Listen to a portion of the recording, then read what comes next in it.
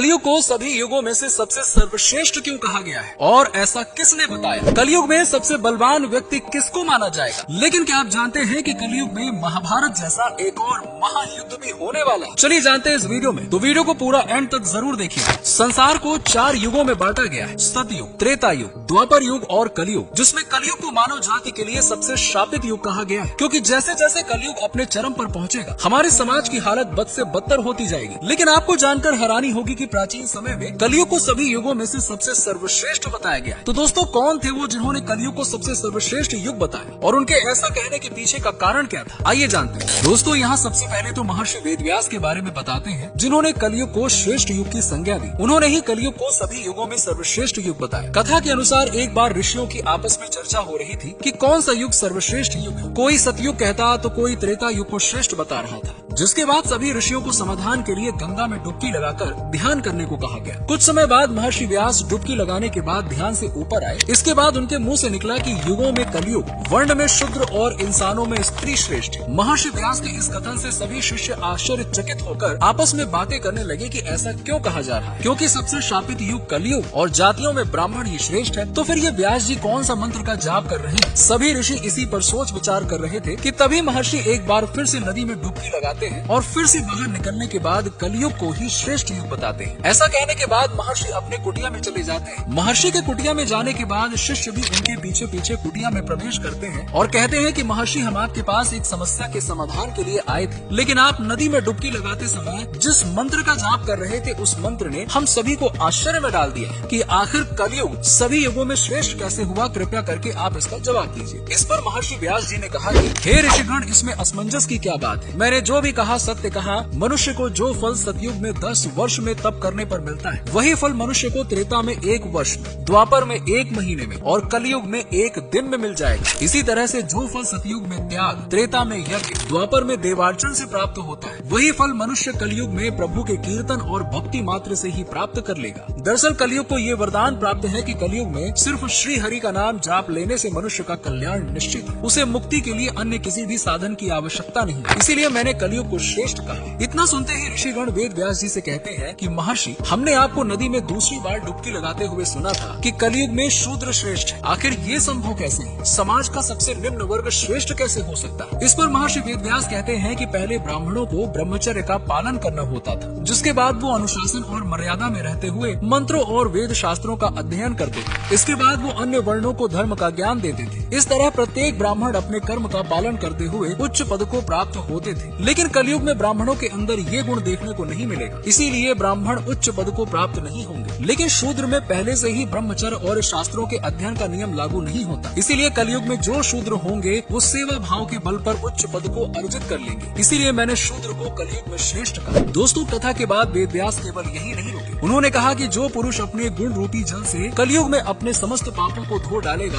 वो पुरुष कलयुग में श्रेष्ठ पुरुष कहलाएगा। इसीलिए हे मुनिगण, कलयुग के वासियों को मेरी सलाह है कि यदि वो अपने जीवन को सुखी बनाना चाहते हैं तो वो सदा श्री कृष्ण यानी कि श्री हरि का जाप करें। यदि वो ऐसा करते हैं तो कलयुग के बाद यानी कि अपनी मृत्यु के बाद वो सीधा श्री हरि के धाम बैकुंठ में स्थान को प्राप्त करेंगे। इन सभी बातों को कहने के बाद महर्षि व्यास अपने सभी शिष्यों से कहते हैं, हे मुनिवर, मैंने आपकी सभी शंकाओं का समाधान कर दिया, इसलिए आप बताएं कि आपका यहाँ आना कैसे हुआ? इस पर सभी मुनिवरों ने एक सुर में कहा कि हे महर्षि, आज हम जिस शंका को लेकर आपके पास आए थे वो तो अब दूर हो चुकी है। ऋषियों के मुख से ये बात सुनकर व्यास जी भी मुस्कुराने लगते हैं।